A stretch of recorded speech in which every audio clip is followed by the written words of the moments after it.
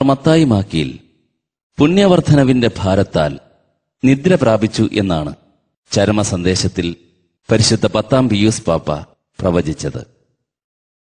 10-ാം പിയൂസിന്റെ ഈ പ്രവചനം ഇന്നിവിടെ നിറവേറി. എന്റെ ഇഷ്ടമല്ല, നിന്റെ ഇഷ്ടം നിറവേറട്ടെ എന്ന വാക്യം ജീവിതമന്ത്രമായി സ്വീകരിച്ച് ജീവിക്കുകയും മരിക്കുകയും ചെയ്ത മാർ മത്തായി മാക്കിയിൽ ജനിച്ചത് 1851 മാർച്ച് 27-ാം തീയതി കോട്ടയം ജില്ലയിലെ മാഞ്ഞൂരിൽ മാക്കിയിൽ പുത്തൻപുരയിൽ തൊമ്മന്റെയും അന്നമ്മയുടെയും 3ാമത്തെ പുത്രനായാണ്. സ്വന്തം ഗ്രാമത്തിൽ വസൂരിബാധയുടെ സംശയം മൂലം പിതൃസഹോദരനായ നീണ്ടൂർ പ്രാലേൽ ഇട്ടിക്കുഞ്ഞിന്റെ ഭവനത്തിലാണ് ഈ ദിവ്യജനനം നടന്നത്. അറവാദിക്കൽപുരയുടെ കിഴക്ക് ഉണ്ടായിരുന്ന കിഴക്കേപ്പുരയിലായിരുന്നു ജനനം. കിഴക്കേപ്പുര ഇന്ന് നിലവിലില്ലെങ്കിലും ഇതാണ് ജനനസ്ഥലം. മാതാപിതാക്കളുടെ ആഴമേറിയ ദൈവവിശ്വാസവും മതാത്മക ജീവിതവും ചെറുപ്പം മുതലേ വിശുദ്ധിയിൽ വളരാൻ ബാലനായ മത്തായി കുഞ്ഞിനെ സഹായിച്ചു. തോടും പാടവുമുള്ള മാക്കിയിൽ പുത്തൻപുര വീടിന്റെ പരിസരങ്ങളിൽ ഒരു ദൈവ പൈതലായി മത്തായി കുഞ്ഞ് വളർന്നു വന്നു.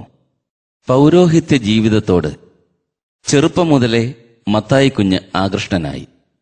ബാല്യകാല വിദ്യാഭ്യാസത്തിന് ശേഷം 1865 മാന്നാനം സെമിനാരിയിൽ ചേർന്നു. പിറ്റേ വർഷം അദ്ദേഹത്തെ ഉപരിപഠനത്തിനായി വരാപ്പുഴ മേജർ സെമിനാരിയിലേക്ക് അയച്ചു.